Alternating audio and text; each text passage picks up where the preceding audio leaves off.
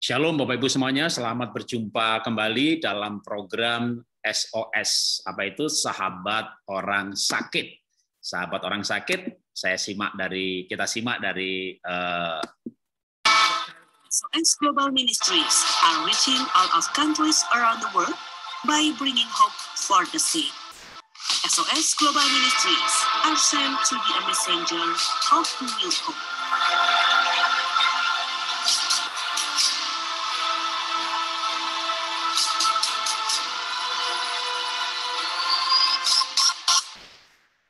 Ya, itulah trailer dari Sahabat Orang Sakit. Saya sendiri sebenarnya bukan dari SOS atau Sahabat Orang Sakit. Saya dari Keluarga Indonesia Bahagia atau KIB. Tapi SOS dan KIB bekerja sama membangun episode ini, yaitu di mana mereka-mereka yang dilayani oleh jaringan SOS, baik yang di Singapura, di Malaysia, di Indonesia, menampilkan mereka-mereka yang telah mengalami mukjizat. Ada yang mukjizat kesembuhan, ada yang mengalami mukjizat pembiayaan, ada yang tetap sakit dan biayanya malah harus utang, tapi Tuhan penuhi, atau mukjizat yang terbesar, yaitu melalui penyakit yang Tuhan izinkan terjadi, mereka menerima keselamatan, kekekalan.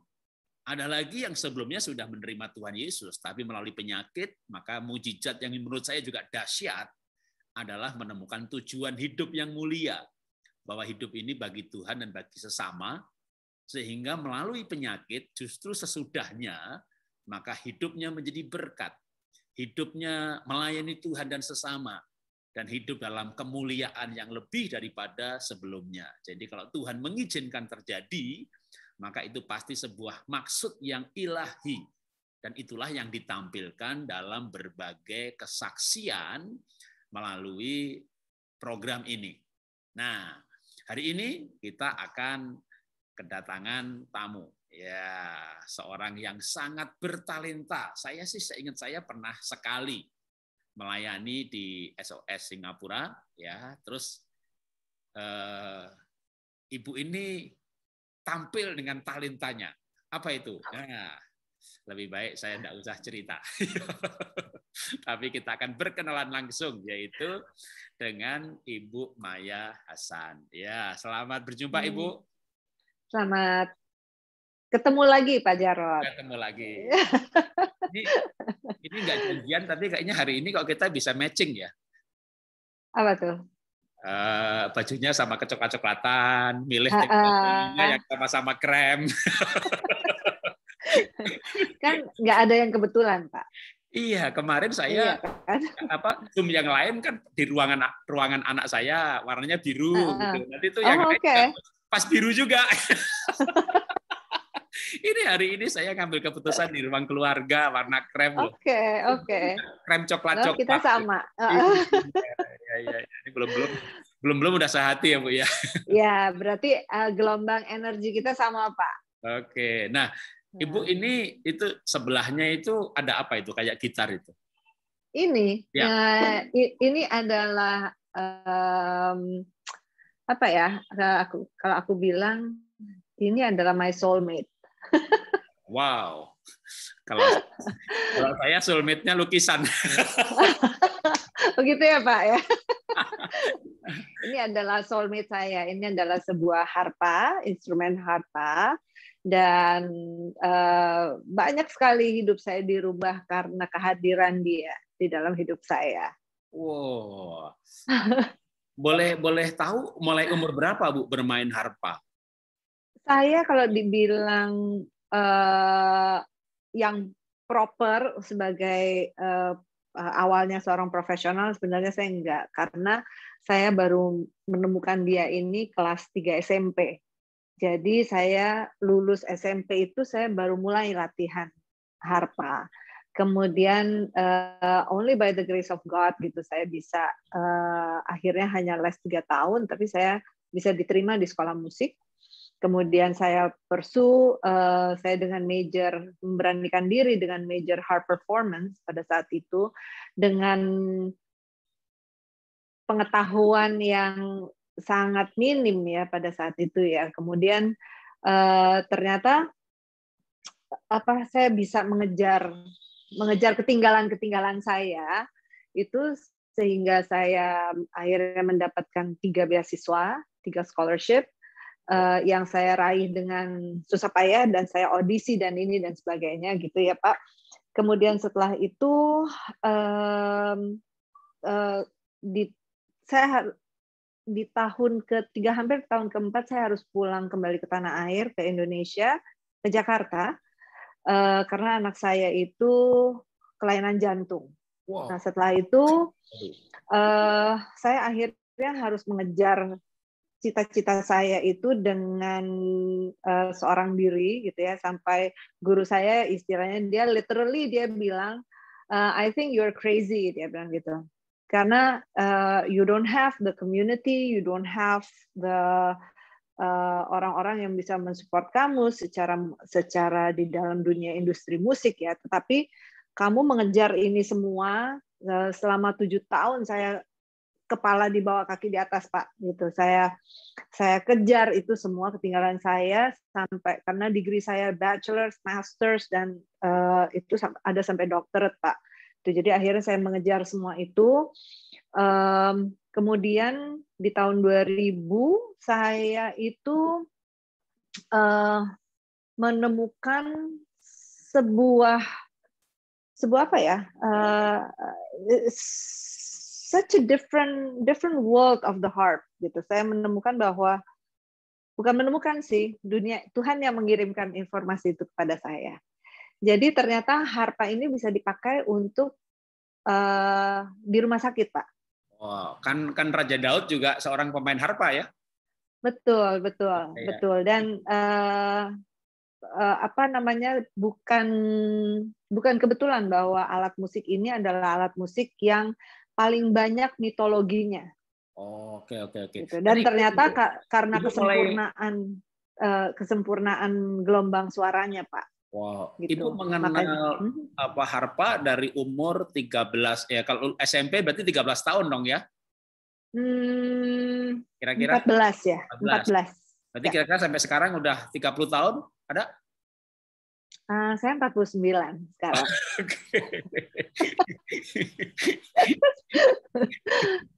Gitu Pak. Berapa tahun tuh Pak? Ya saya kira baru 43. Oh, gitu. Ya. Oke, nah terus ya mitologi atau konsepnya memang penuh dengan cerita ya, karena dari sejarahnya udah. Betul. Ya paling enggak kalau saya mungkin lebih lama dari Raja Daud kali, karena saya paling enggak kalau lihat foto-foto Kristen gitu kan Raja Daud lagi pegang harpa gitu, berarti paling enggak itu ya sudah ribuan tahun. Yes. Bahkan sebetulnya kalau secara sejarah alat musik ini tercatatnya 15.000 tahun sebelum Masehi. Wow, oke. Bukan 1.500 ya, 15.000 sebelum Masehi. Wow.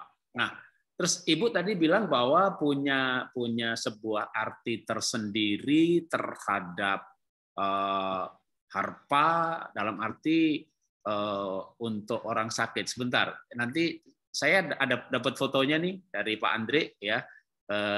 Saya akan tampilkan sambil Ibu boleh cerita kenapa ini ada kayak anak lagi sakit lalu Ibu bermain harpa di sebelahnya. Jadi itu betul. Bisa diceritakan mengenai makna harpa terhadap orang sakit tadi, Bu? Oke. Jadi ya kayak tadi saya sempat sebutkan di awal pembicaraannya bahwa kenapa alat musik ini paling banyak mitologinya, karena ternyata gelombang suaranya itu sangat sempurna. Ya, artinya kalau wave itu dalam fisika kita pernah belajar bahwa dia gelombangnya saking sempurnanya dia merupakan angka 8 yang artinya infinity. Jadi itu dia berputar terus ya. Dan itu ternyata merubah sel-sel di dalam tubuh kita. Jadi ketika ketika saya belajar ini ya, akhirnya semua cerita-cerita di dalam Alkitab itu menjadi it becomes real, Pak. Wow. Gitu. I have the full, sampai sekarang belum full sih gitu, tapi masih belajar juga. Tapi bahwa pengertian itu menjadi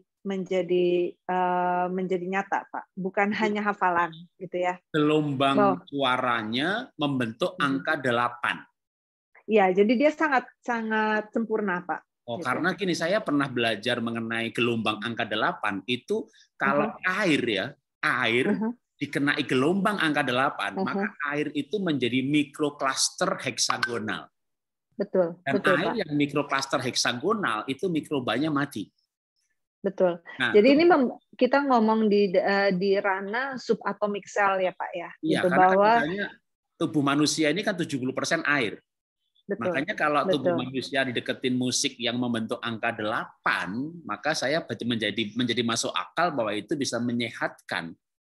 Betul, Pak. Karena di rumah Betul. saya itu saya menggunakan teknologi namanya living water dari Israel. Jadi setelah toren air itu dibuat semacam saluran air membentuk angka 8 dengan tekanan yang sangat tinggi. Oh. Sederhananya begitu. Jadi sebenarnya agak rumit, tapi dan itu membuat di rumah saya ini yang cukup besar halaman luasnya, di semua keran air minum, Ibu bisa minum seperti kalau minum di Swiss, minum air dari keran. Dan itu Wow. Nanti jadi, Pak, nanti habis ini saya minta nomor telepon Bapak ya. Saya mau konsultasi, saya mau tanya tukar pikiran. ya, tapi saya juga termasuk terkejut bahwa suara yang dihasilkan oleh musik harpa ini membentuk gelombang angka 8 yang sempurna. Karena bicara gelombang angka 8 ini memang amazing. Memang saya juga nggak ngerti, belum ngerti banget, tapi beberapa aplikasi termasuk kayak penyehatan air menggunakan hal itu. Jadi itu membuat saya percaya gitu kalau ibu bersaksi bahwa harpa yang ini menyehatkan. Nah, mungkin selain dari hal itu, Ibu boleh bersaksi mengenai yang Ibu pernah alami dalam pelayanan harpa ini, Bu. Mungkin kepada siapa saja, mungkin kalau ingat. Aduh, banyak banget, Pak. Saya itu training ya di San Diego Hospice, saya training di Phoenix, di Arizona, kemudian saya training di Belanda. Saya training di banyak sekali fasilitas, Pak. Gitu. Di Jakarta saya sempat membuat workshop di Rumah Sakit Darmais untuk pain terapi. Kemudian saya sendiri juga sekarang saya baru saja membangun sebuah healing center yang namanya Grotto. Jadi di sini sebetulnya ini adalah bentuk apa ya? Bentuk bagaimana ya penerapan saya dan juga bagaimana saya ingin memberikan sumbangsi untuk kemanusiaan gitu kira-kira, Pak. Ya, bahwa melayani lewat talenta ya. Betul. Memang this is a healing center. Jadi ini memang untuk umum, Pak. Gitu ya. Tapi di sini belajar kita healingnya itu dengan metode frekuensi. Jadi menggunakan dengan bunyi yang terdengar dan yang tidak terdengar.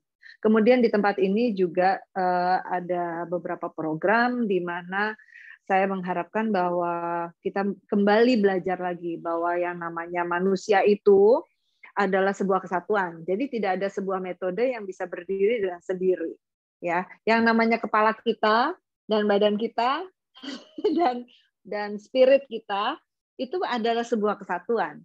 Jadi kita tidak bisa mencapai apapun tingkat yang lebih tinggi dan naik kelas dan yang disebut dengan healing dan kita mengambil kembali kemampuan kita untuk self healing, kita tidak bisa mendapatkan lagi itu kembali kalau kita tidak membenahi seluruh tubuh dalam yang merupakan suatu kesatuan. Jadi nggak bisa badannya tok, spiritual atau rohaninya tidak gitu ya. Rohaninya tok, badannya enggak. Badan rohani isi kepalanya enggak gitu. Jadi nggak bisa, Pak, gitu. Jadi di sini adalah sebuah tempat, it's a healing center, it's a healing sanctuary di mana di mana kita belajar kembali untuk menghormati dan kita menemukan pencipta kita dan sebagainya. Ini adalah tempat yang saya buat dengan konsep seperti itu kira-kira, Pak. Wow. Dari seluruh pelayanan yang ada nggak satu saja yang paling mengesankan sampai misalnya ada sebuah, ya memang walaupun kesembuhan sendiri adalah kompleks dan banyak faktor, tapi mungkin sebuah kisah ketika Ibu melayani lewat musik harpa ini, terus istilahnya terjadi mujizat gitu ya, atau proses pemulihan yang sangat cepat gitu yang Ibu paling kenang. Oke. Saya tuh tadinya nggak mau, Pak. Di tahun 2000 saya menemukan ini dan saya menolak. Saya bilang saya itu adalah seorang artis, performer, dan saya ini terlalu aneh buat saya. Pada tahun 2000. Selama 10 tahun saya menolak melakukan itu, tapi ibu saya itu selalu mengingatkan saya lagi bahwa kamu tuh ini kan udah menemukan harp itu bisa healing gitu kan.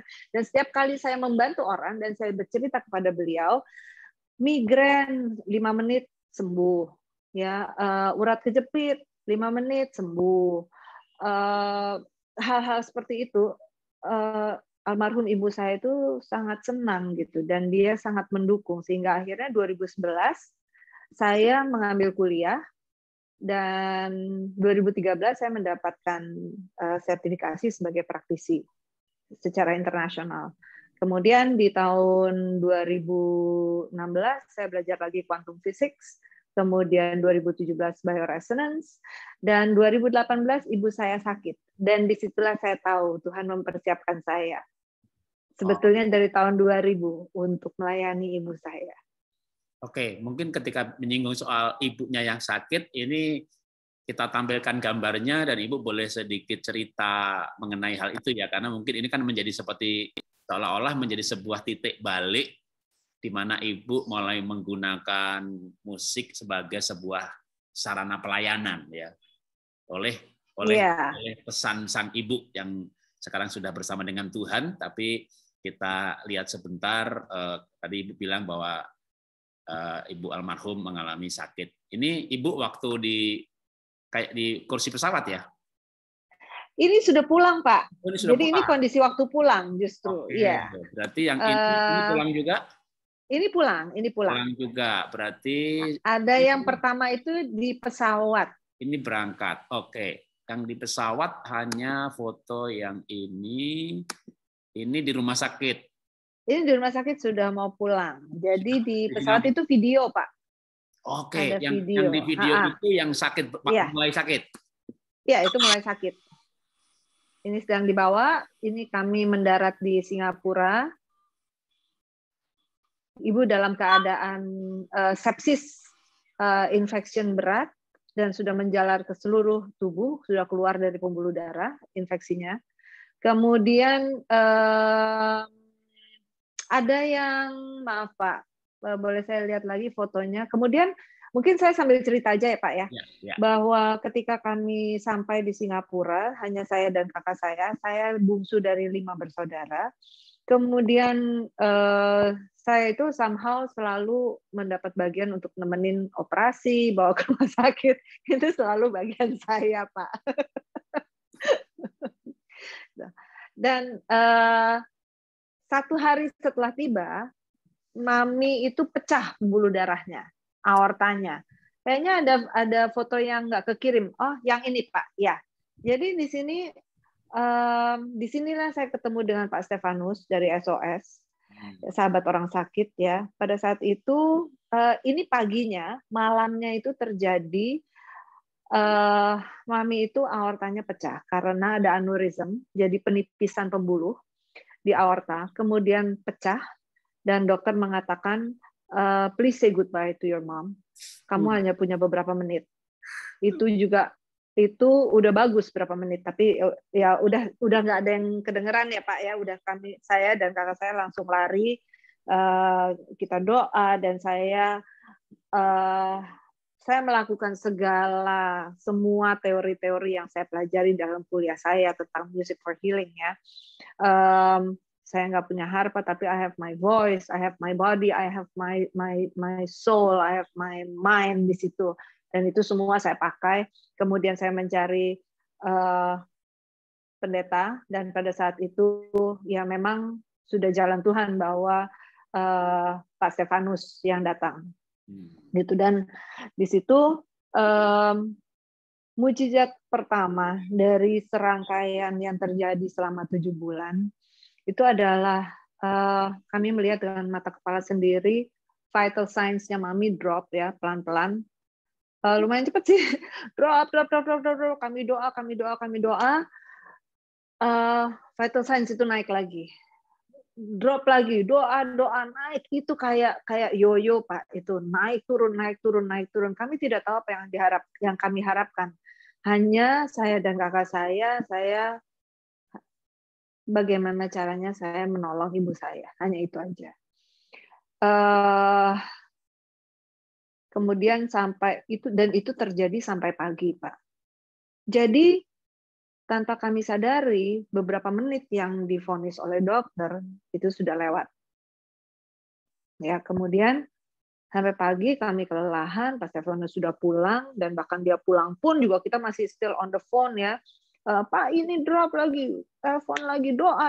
Jadi live, dan kemudian sampai nyambung over the phone juga gitu dengan Pak Stefanus, sampai akhirnya semua kelelahan, Mami sudah mulai stabil, kita tidur. Dan kemudian dokternya datang, keluarga saya datang, besoknya itu pagi udah mulai pada berdatangan, dan dokternya datang, dia bilang, how can this happen? Dia bilang, your mom bleedingnya stop. Wow.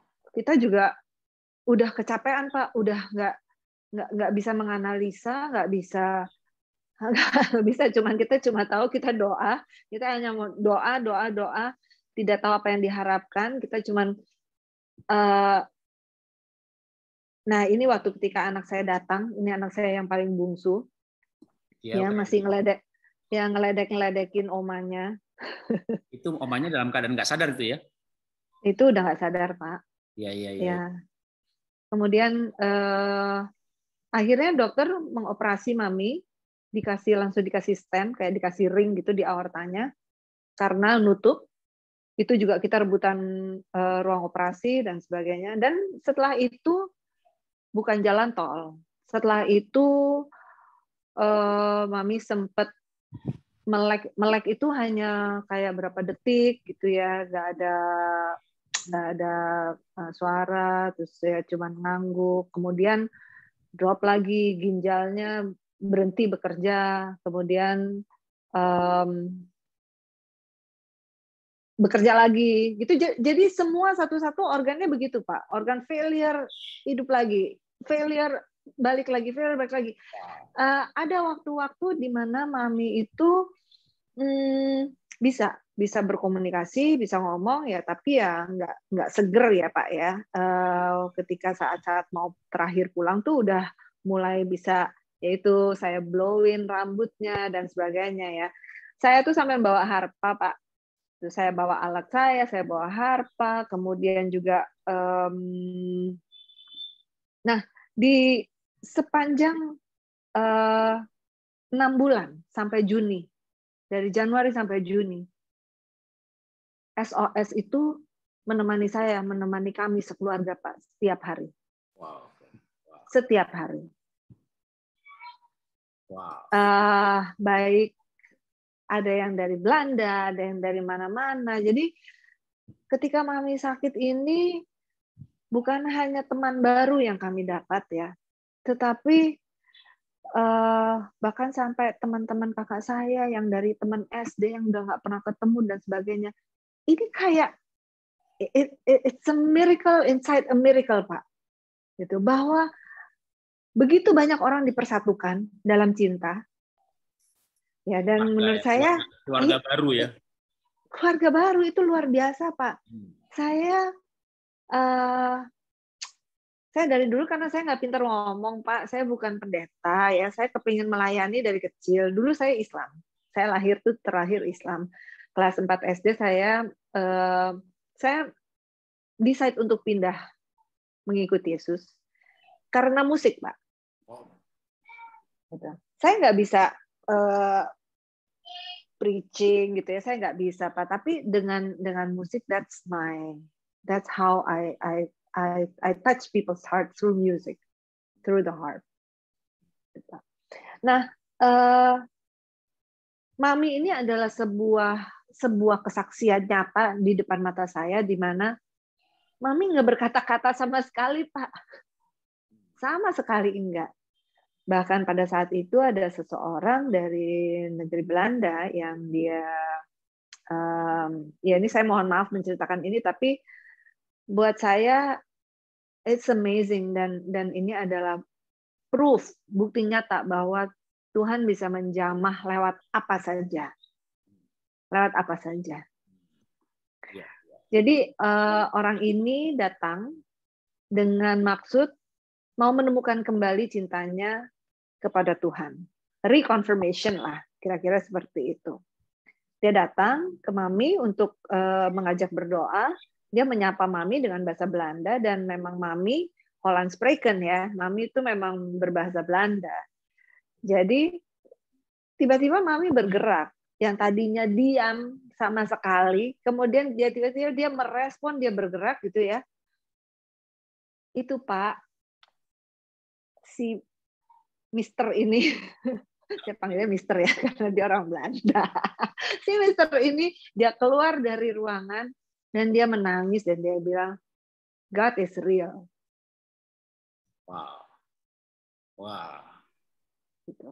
Jadi, it's not only the story about bagaimana Mami vital sounds-nya turun, kemudian naik lagi, turun, naik lagi. It's not only that, gitu. Tapi mujizat itu adalah di kami ini, di sekelilingnya, itu menjadi sebuah proses yang luar biasa, Pak.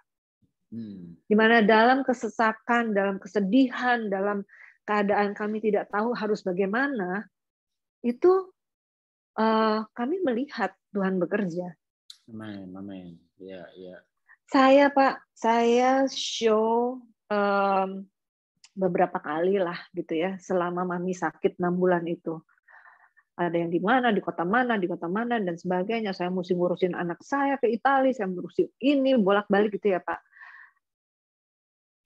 Lebih dari 5 kali.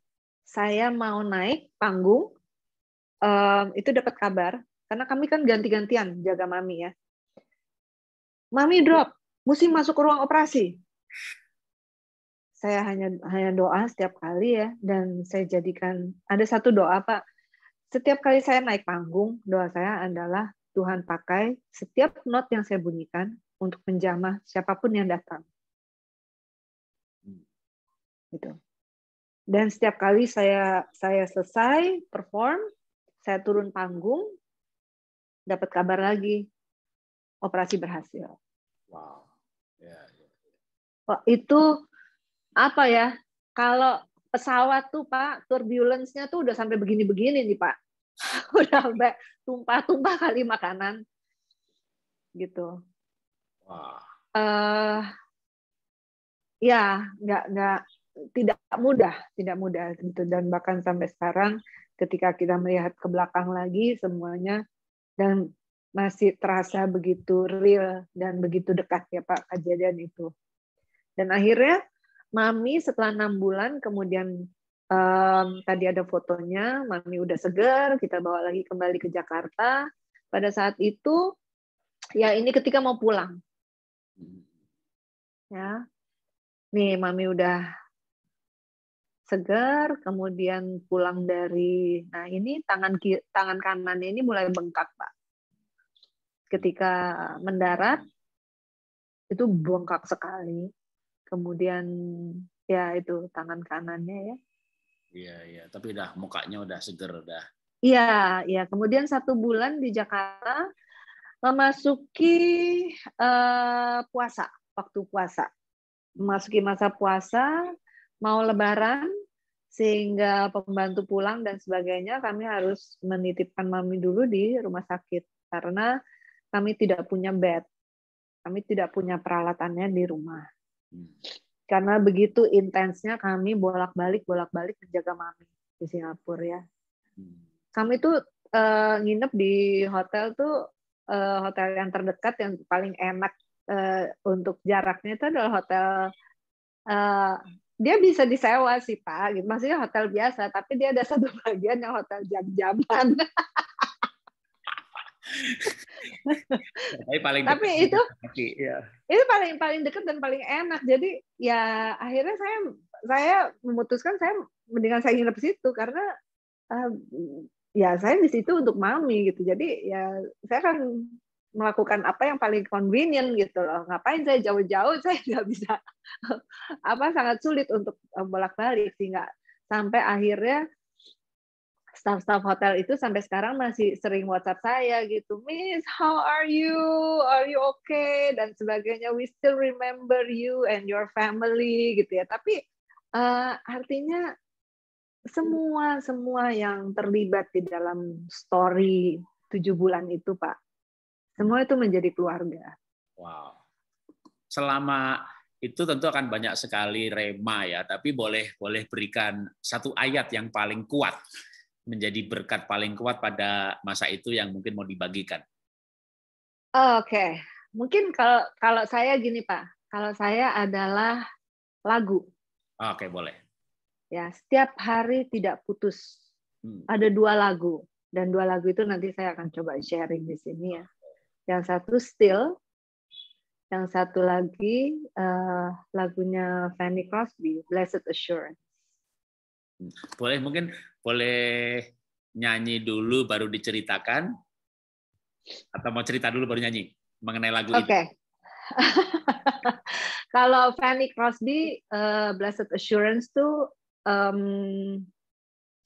gini ya, dari cerita hidupnya Fanny Crosby, bahwa dia yang buta, kemudian tapi dalam hidupnya dia itu tidak pernah putus asa. Kegelapan yang dialami oleh Fanny Crosby itu kegelapan yang abadi ya, yang eternal. Dia tidak pernah melihat. Dan dia aja kok bisa tetap bernyanyi dan memuji Tuhan. Masa saya dalam keadaan ibu saya seperti ini, saya nggak bisa. Itu menjadi penguat untuk saya yang luar biasa. Lagunya,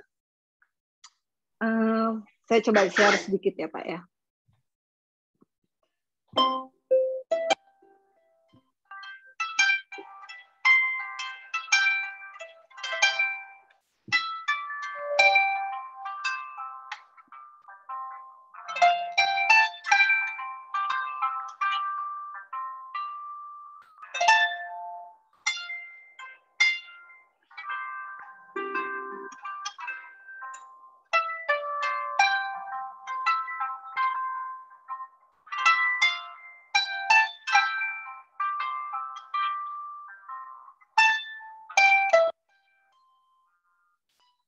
Ya Pak, saya emosional banget loh dari lagu ini. Saya kayaknya dari tadi semua tuh kayak kembali lagi. Maaf ya, saya ulang lagi ya.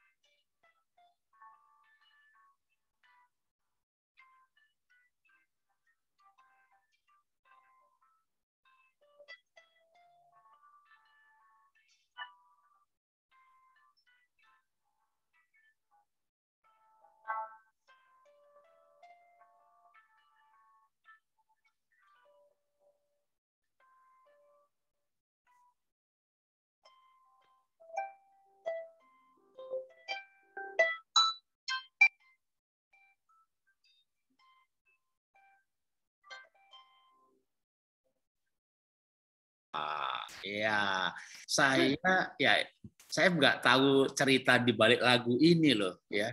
Bahwa yang menyanyikan buta, sedangkan kata-katanya kan ku mau bernyanyi bahagia.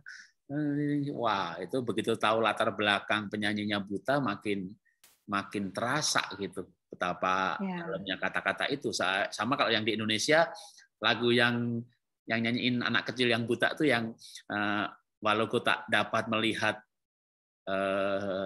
tapi Tuhan ada bagi hidupku dan Tuhan ada untukku, itu siapa namanya? Itu juga kalau itu dinyanyikan saya masih sering kadang-kadang bisa menangis tuh, karena yang nyanyi betul-betul saya lihat anak perempuan kecil buta ya, terus kata-katanya itu wah itu.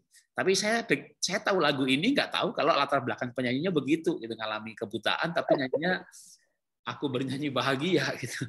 Iya. Jadi sangat bertolak belakang ya, tapi saya rasa ya itu mungkin karena dia betul-betul bersyukur. Ketika syukur itu bukan menjadi lip service, tetapi syukur itu menjadi bagian dan sudah mendarah daging, Pak. We are walking the talk gitu. We are dalam kondisi apapun bersyukur karena ya kita sudah mendapatkan begitu banyak dari Tuhan. Tuhan sudah begitu baik gitu. Bahwa apapun yang terjadi hanya syukur yang bisa kami ucapkan. Kita kehilangan Mami di bulan Juli tanggal 23. Tapi kami tahu secara pasti bahwa kepergian Mami yang pada saat itu Mami sudah ginjalnya sudah menolak, tapi kami mau mencoba untuk sekali lagi, dan kami berkumpul keluarga besar semua sampai cucu-cucu mengelilingi Mami di ICU. Dan ketika Amin doa yang dipimpin oleh kakak saya, dokter itu sedang naik di atas Mami dan sedang resuscitation. Tidak ada last breath, tidak ada gerakan yang bagaimana gitu ya. Semua itu begitu damai. Bahkan di ICU di Jakarta, saya sempat bawa harpa saya nyanyi. Mami itu senang sekali. Mami itu saya kalau ini dengan Mami ya, kalau terapi musik dengan Mami itu saya main Garuda Pancasila, Indonesia Raya, saya main Keroncong Kemayoran, saya nyanyikan lagu-lagu Belanda gitu ya. Anything to make my mom happy. Wow. Dan ketika saya main Keroncong Kemayoran di ICU di Jakarta, saya dipanggil oleh suster. Ibu, ada ibu di sebelah sana yang tanya siapa yang main. Saya bilang bahwa Ibu Maya Hasan yang main. Beliau mau ketemu. Oh oke. Saya ke sana. Ibu itu memakai apa ya? Apa Pak di sini? Bukan, kalau ini kan ventilator ya. Kalau yang dibolongin tuh di leher ya untuk ya untuk nafas ya. Saya lupa apa namanya. Tapi anyway, dia nggak bisa ngomong. Jadi ada sebuah papan kecil, kertas, dia tulis itu ya. Nama kamu, saya suka lagunya, dia bilang gitu. Saya datang, saya udah bilang, Ibu apa kabar? Saya Maya Hasan, ibu saya sedang di bed situ dan sakit, Mami sakit gini. Terus saya suka lagunya. Oh, oke. Keroncong Kemayoran. Iya, dia bilang gitu. Terus saya main. Oh, dia tepuk tangan. Dia nggak bisa nyanyi. Dia tepuk tangan. Nggak bisa keluar suara lah ya. Terus so it was very happy. Dia itu baru selesai operasi jantung. Ya, kemudian 2 hari kemudian, setiap hari saya datang gitu ya. Kemudian 2 hari kemudian saya lagi main untuk mami, bednya ibu ini dibawa mau naik ke kamar. Oh, jadi dia keluar dari ICU itu, saya mainin lagi lagu Keroncong Kemayoran. Jadi kita dansa-dansa sama susternya, begitu ya, mengiringi dia keluar, dan dia she's very happy. Kemudian malam berikutnya saya dapat WhatsApp. Saya bilang saya kasih nomor saya, kemudian dia tanya, Maya kapan datang? Saya masih oh iya, saya belum ke mami lagi, saya bilang gitu. Belum bawa harpa lagi. Tapi nanti kalau datang saya bisa bawa harpa, saya bisa naik ke kamar ibu, saya akan coba nengokin, saya bilang gitu. Karena kalau udah di kamar biasa udah susah ya Pak ya. Beda dengan kalau di ICU kan saya sambil dengan ibu saya gitu kan. Kemudian izinnya segala mungkin ya agak susah ya. Tapi anyway, saya kepingin untuk nengokin. Tapi itu jam 11 malam saya dapat WhatsApp. Paginya saya baru mau bawa harpanya, saya dapat WhatsApp dari nomornya si ibu ini. Innalillahi wa inna ilaihi raji'un, bla bla bla bla bla, telah berpulang. Wow.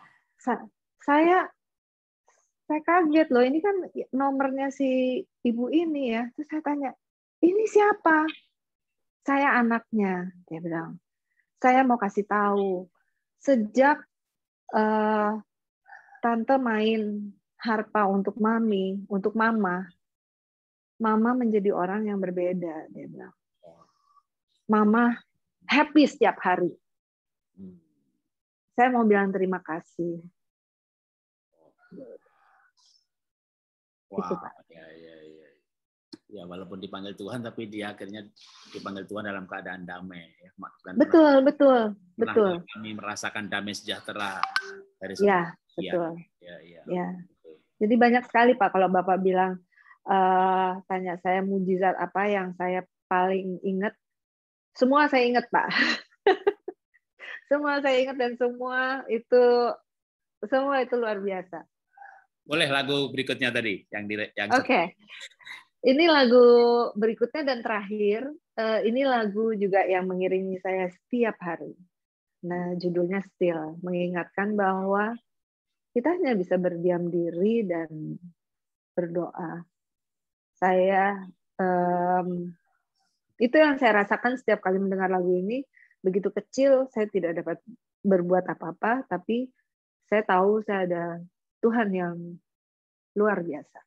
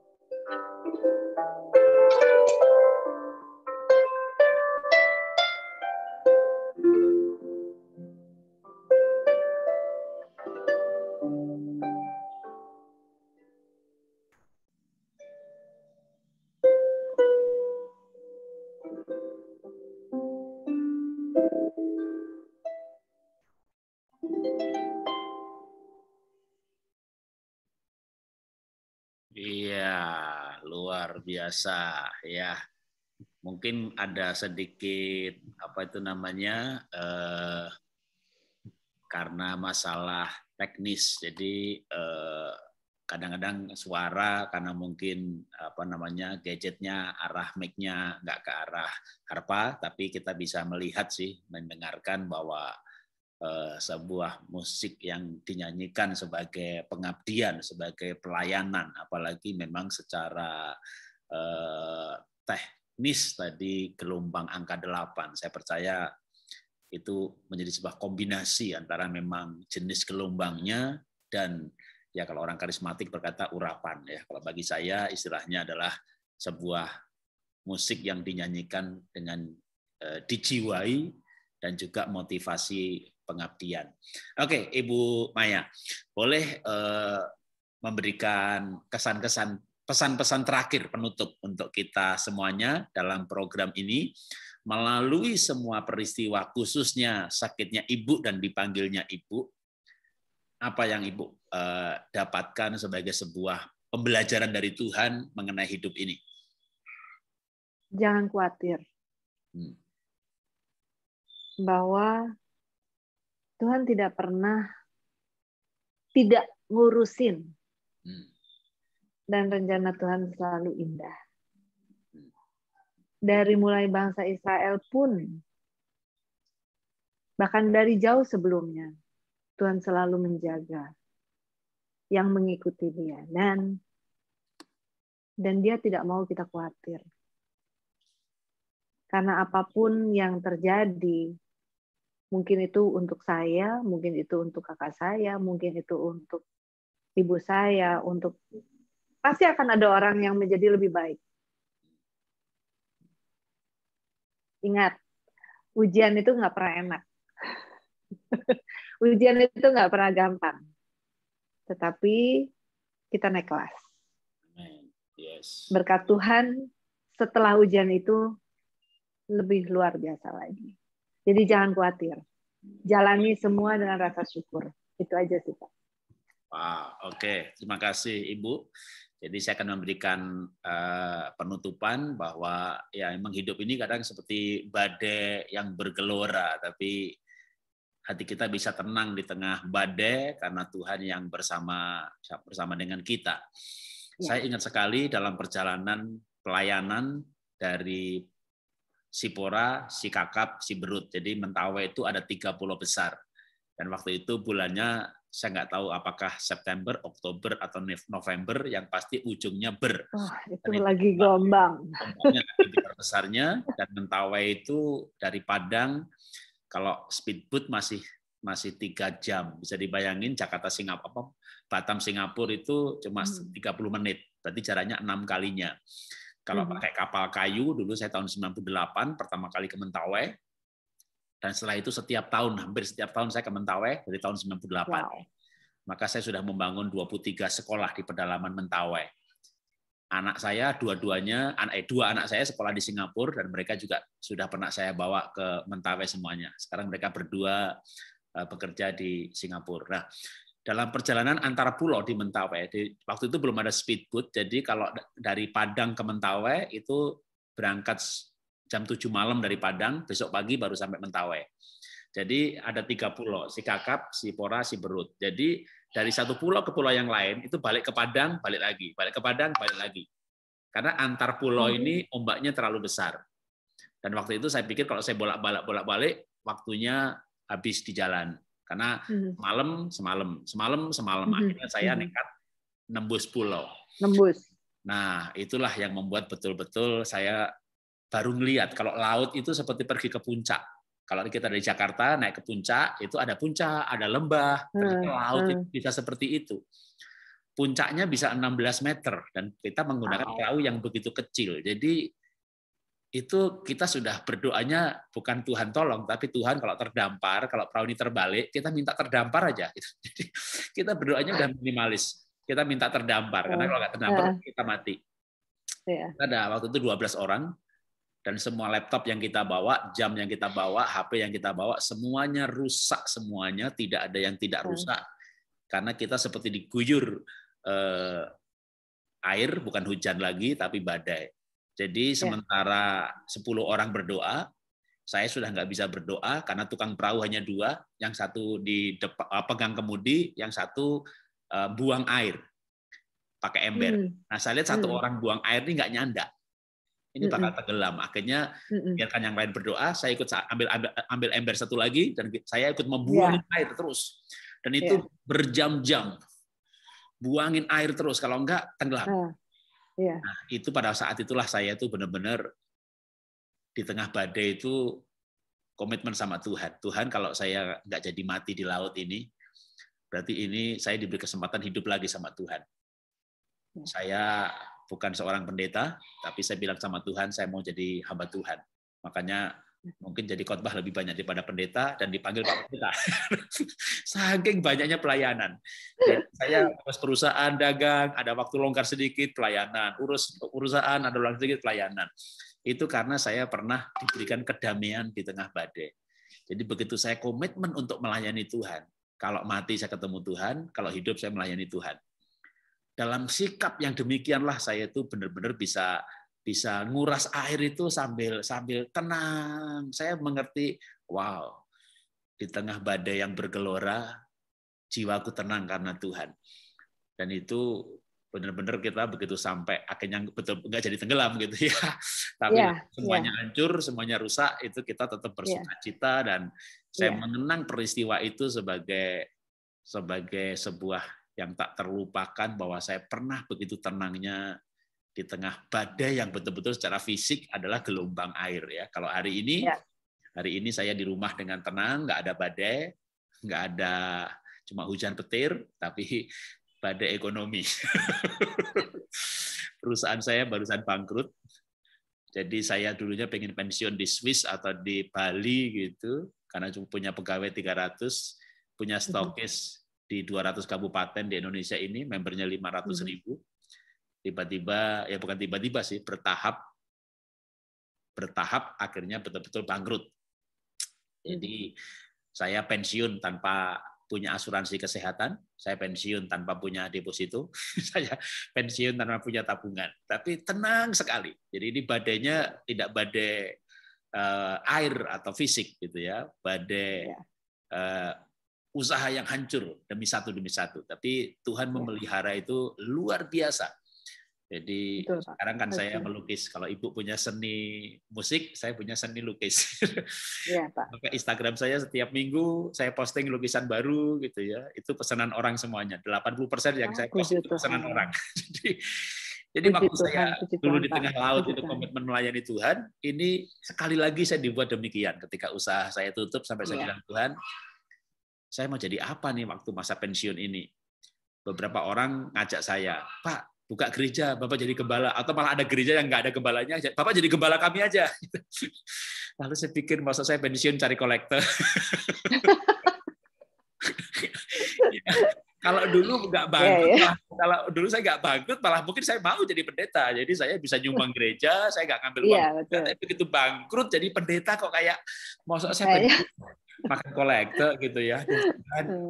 Saya butuh uang sih Tuhan, tapi masa saya jadi pendeta karena usahanya bangkrut, terus betul-betul kayak masa pensiun saya makan kolektor Tuhan gitu. Saya nggak iyain permintaan banyak orang untuk saya menjadi gembala mereka.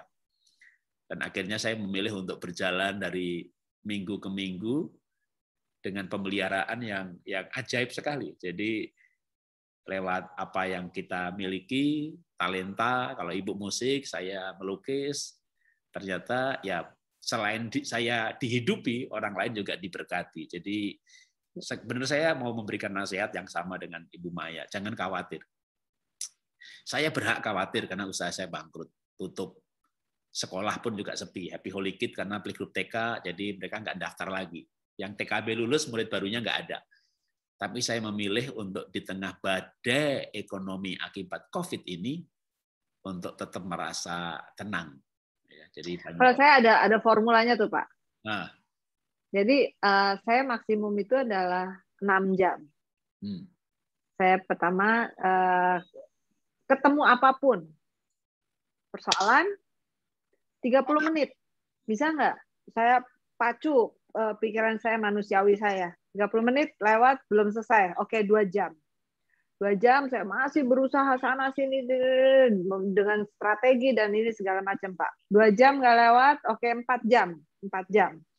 4 jam terus, 6 jam. 6 jam nggak ketemu juga. Berarti itu bukan hak saya untuk menyelesaikan. That's God's right. Amin. Ya. Gitu. Oke, saya akan tutup dengan pesan ini. Jadi Bapak Ibu, kalau saya betul-betul belajar berserah sehingga sekarang ini kalau saya itu waktunya makan, waktunya tidur. Saya juga Pak, saya juga gitu. Jadi walaupun ada masalah gitu ya, saldo habis, waktunya tidur ya tidur. Bahkan ya, kayak 5 bulan terakhir ini kalau nggak ada Zoom, saya jam 8 itu sudah tidur, udah bisa tidur pulas sudah. Cuma saya jam 4 pagi udah bangun. Jadi memang kalau saya sebelum tidur, maka saya kerjakan apa yang saya bisa kerjakan sebaik mungkin. Saya kerja keras serajin mungkin. Saya berusaha apapun serendah hati mungkin. Yang penting halal. Apapun yang saya bisa lakukan, saya lakukan. Sampai istri saya bilang, kamu tuh kok orang nggak ada capeknya gitu ya. Apapun saya lakukan, betul-betul nggak ada capeknya. Tapi waktunya makan, saya makan. Waktunya pelayanan, saya pelayanan. Dan waktunya tidur, saya tidur. Karena kalau saya nggak tidur pun lunas, utang nggak lunas. Kalau saya benar Pak. Kalau saya nggak tidur malah mati, saya nggak bisa bayar gitu ya. Tapi puji Tuhan, memasuki tahun 2020 yang lalu gitu ya, semua utang terbayar karena 2019 saya bangkrut dengan tagihan yang miliaran gitu ya. Karena untuk 300 pegawai itu pesangonnya aja lebih dari 11 miliar. Jadi karena kalau 300 orang tapi buruh itu kan 300 kali UMR. Tapi kan kami kan trading, jadi 300 orang itu 200-an sendiri paling tidak ya, 100 di gudang. 200 itu kan manajer, coaching, motivator, trainer, product manager yang gajinya bisa 4-5 kali UMR. Jadi kalau operasional perusahaan kami kan kira-kira 2,5 miliar. Jadi pesangonnya ya ada yang 5 kali, 4 kali, 2 kali, 3 kali, bahkan ada 10 kali gaji, benar-benar di atas 10 miliar. Itu benar-benar kami harus masuk masa pensiun dengan saldo sempat 0. Bahkan bukan 0 lagi sebenarnya, karena kami jual aset. Minus ya Pak. Kami jual beberapa aset, jadi sampai minus. Tapi akhirnya terjual dan semuanya terbayar. Nah, yang perlu saya bagikan adalah pengalaman saya. Ketika belum terbayar pun jamnya tidur, saya tidur. Karena kalau saya nggak tidur, saya mati, saya nggak bisa bayar. Dan saya bisa tidur dengan pules. Ya. Karena kalau kita nggak menjaga tubuh kita tidak menyayangi tubuh kita, bagaimana Tuhan mau pakai kita? Yes. Jadi kita belajar bersandar kepada Tuhan dalam arti yang sebenarnya yang sepenuhnya. Tuhan, sebelum aku tidur tadi, aku udah bekerja keras, aku udah maksimal, yang harus dilakukan aku sudah lakukan. Jadi ketika kita sudah melakukan semuanya, ada batasnya, kita harus berhenti. Dan itulah saatnya Tuhan bekerja. Makanya firman Tuhan, saya akhiri dengan firman Tuhan ini. Firman Tuhan mengatakan ada sebuah ayat bahwa Tuhan memberkati mereka yang dicintainya pada waktu mereka tidur. Ya, jadi ada ayat bahwa Tuhan memberkati mereka yang dicintainya pada waktu tidur. Bukan berarti kita malas, tapi pada saat kita tidur dalam arti menyerahkan kepada Tuhan. Seluruh usaha kita, seluruh doa kita, seluruh rencana kita, seluruh pekerjaan kita sudah melakukan yang terbaik. Nah, kalau sudah yang terbaik, apapun hasilnya mengucap syukur. Bahkan ketika hasilnya belum keluar, kita harus bisa tidur. tidur dalam hadirat Tuhan sebagai tanda penyerahan, sebagai tanda pasrah. Tapi kalau belum berusaha sebaik mungkin lalu tidur, itu namanya males. Iya, iya Pak. Jadi kita perlu berusaha sebaik mungkin. Nah, kalau sudah, kita belajar untuk deep sleep, tidur karena sebagai tanda penyerahan kepada Tuhan. Masalah begitu banyaknya, nggak ada habisnya. Tapi juga pertolongan Tuhan tidak ada habisnya. Mari kita berdoa. Bapak, kami mengucap syukur buat kesaksian hari ini dari Ibu Maya Hasan, menghadapi gelombang hidup, badai hidup, tapi tetap dalam sukacita dan memuji menyembah Tuhan. Bahkan ketika harus menghadapi 6-7 bulan, ibunda tercinta, mama tercinta dalam keadaan sakit dan pergumulan, maka dihadapi tetap di dalam ketenangan dan pujian dan penyembahan, dan mulai komitmen untuk mempersembahkan talenta, bermain harpa untuk sebuah pelayanan. Kan untuk kesaksian ini biar juga menguatkan kami, atau kadang kami diingatkan kembali bahwa kami juga pernah bernasar kepada Tuhan, pernah berjanji kepada Tuhan untuk melayani Tuhan. Biarlah kami yang menyaksikan program ini juga disegarkan kembali bahwa kami pernah mengucapkan kata-kata dalam doa untuk melayani Tuhan, dan itu biar boleh dikobarkan kembali lewat kesaksian ini. Terima kasih Tuhan, berkati Ibu Maya, berkati kami semuanya, berkati para pemirsa, pendengar program ini. Dalam nama Tuhan Yesus kami berdoa mengucap syukur. Amin. Amin. Ya, terima kasih Ibu Maya sudah. Terima kasih banyak Pak Jarod, terima kasih. Ya, sama-sama. Tuhan memberkati. Amin.